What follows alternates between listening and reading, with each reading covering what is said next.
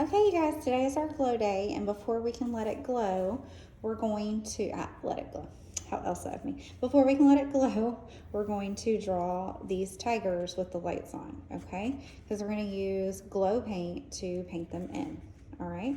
So first, what you're going to do is you're going to get a paper that looks like this, and I've kind of got the tiger's head lined out for you, all right? And these are going to take a few minutes to get drawn, but they should look really cool when we're done.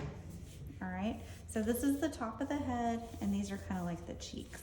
So we'll just start with something easy like the ears. Now, tiger's ears I've seen them where they're kind of rounded, but also kind of pointy. So you can make them more cat-like or more rounded.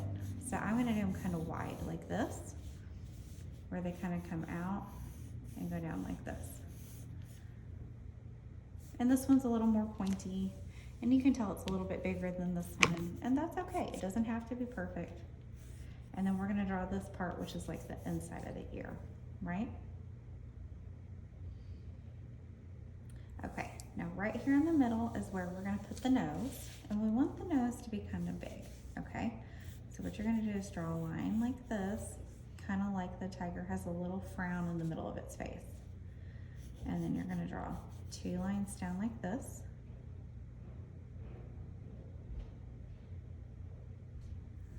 Okay, then we're gonna draw the shape of the rest of its nose like this. It's like a really big W. You see how it's like a really big W? Okay, but we're not gonna do it all in one motion. We're gonna kind of start up here and come back down, and then we're gonna do the same thing here and come back down. And it's okay if they're not exactly the same. It'll still look very tigery. And then I'm gonna come down here and give my tiger like a chin, like this. And that's where the face will connect in. Okay, so the eyes are gonna go kind of like right here, but you don't have to draw the same eyes that I drew. If you want like a cuter tiger, you could give it like a closed eye, or you could give it a winky eye. You could give it cartoon eyes. I was kind of going for a more realistic eye. So I'm gonna show you how to do that, but you don't have to do that. You can put whatever kind of eye you want. So I drew a circle here and a circle here, and they're about the same size. They're not perfect. They're about the same size. Okay, and then I drew the top of the eye here and the top of the eye here.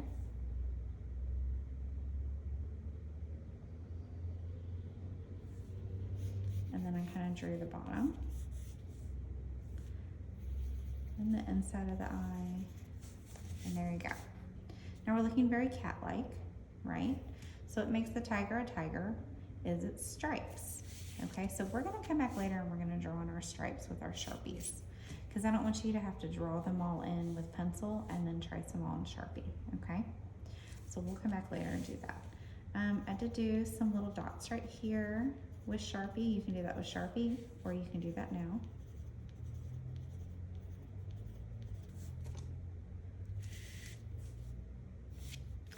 And then I did the body like this. And I do have like some of the tummy showing like right here.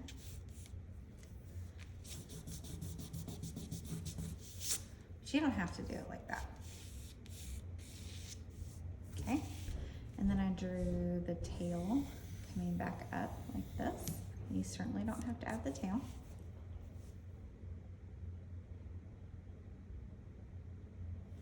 And then around it, I just drew jumble stuff. So again, we haven't done our stripes yet. We're gonna do that with Sharpie. And then I just drew some different plants around it. So one kind of plant that I think is very jungly are really big leaves. And then I have kind of like a vine up here. And then I have this other kind of plant that I just have some space and wanted to fill it with something, so I drew these. And then I also have some flowers. Just some simple flowers, okay? You don't have to add the flowers, but we do need to add some plants around our tiger, okay? So that'll be next.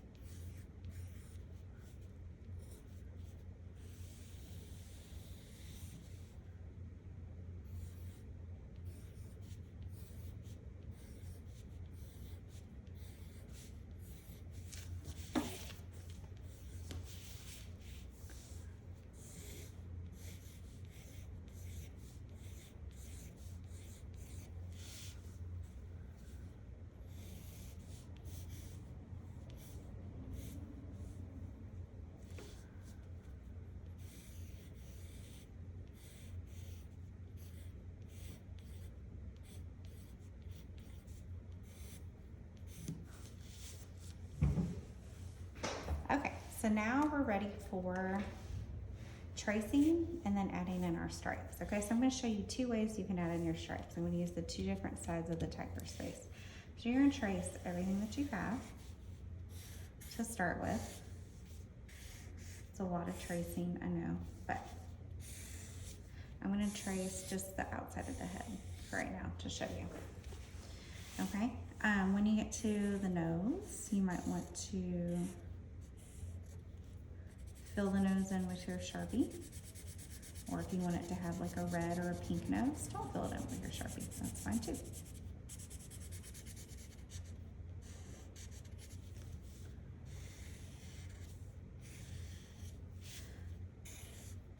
Okay, so to do the stripes, you have 2 options, and we can give you a blank piece of paper to practice, but option number 1 is you can do kind of like a scribble line, like I did in mine. And what the scribble line does is it makes it look like real fur, okay? And it kind of starts wide on the edge over here, and it gets skinnier, like that. And it doesn't have to be perfect, but that is what makes it look a little bit more fur-like. And like that one barely even came to a point, that's okay.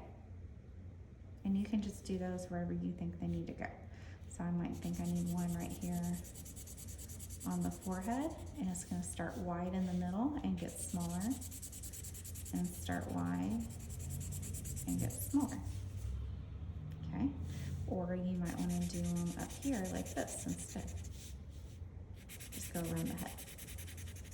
Okay, the other thing that you can do, and my Sharpie's starting to go out, but the other thing that you can do is if you're more comfortable, you can draw like this and fill them in. You can just draw triangles if that makes you happier. If you want a nice smooth triangle, I get it, it's fine. I'm just trying to give you some options because we're all artists, and all artists do different things. So there are those, okay? So you're gonna come around and you're gonna outline your tiger. And then you're gonna decide what kind of stripes you want, whether you want smooth filled in stripes like triangles, or whether you want these kind of scribbly furry stripes. Okay, and then after you're done with that, you're gonna outline all of the stuff out here, and then we're gonna paint. Oh, and hey, don't forget to write your name down here in the corner with a Sharpie. There's Elkin, okay? Or you can flip it to the back and put it in pencil. Don't write it on the back in Sharpie, because sometimes it'll show through. You see how you can see that right there? Maybe you can't, but I can. So it'll show through, and we don't want to do that. So you can put it in the bottom corner in Sharpie, or you can put it on the back in pencil, but not Sharpie.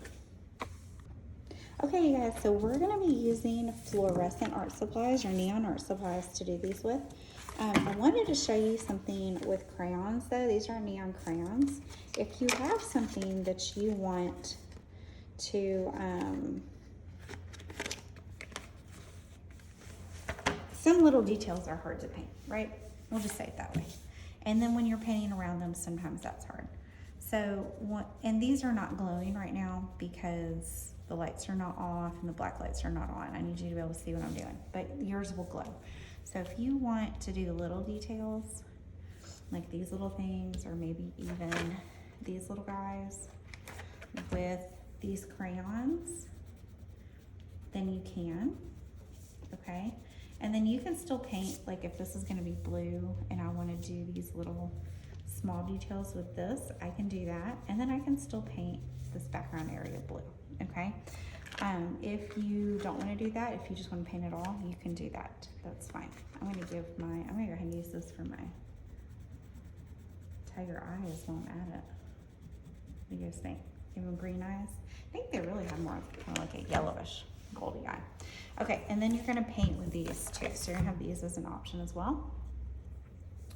And I wanna make my tiger kind of colorful. Like if you've ever seen that Lisa Frank brand.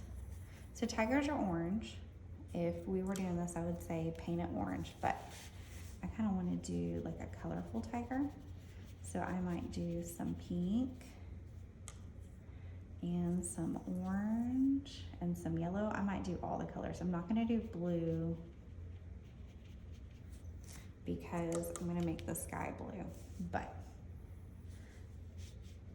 you guys see how that works? So you're just gonna paint with these like normal watercolors. If you want to do some resist, where the wax and the crayon resists the watercolors, you can take some of these, and then let me show you what that does. So let's say I did some of that and then I was painting this background blue.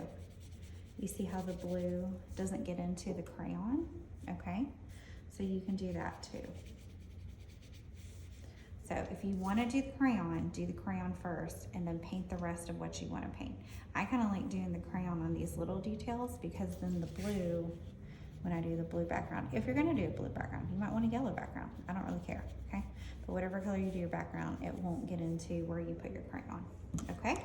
So you're just going to color whatever you want to with crayons, and then you're going to paint your big areas with your neon watercolors, okay?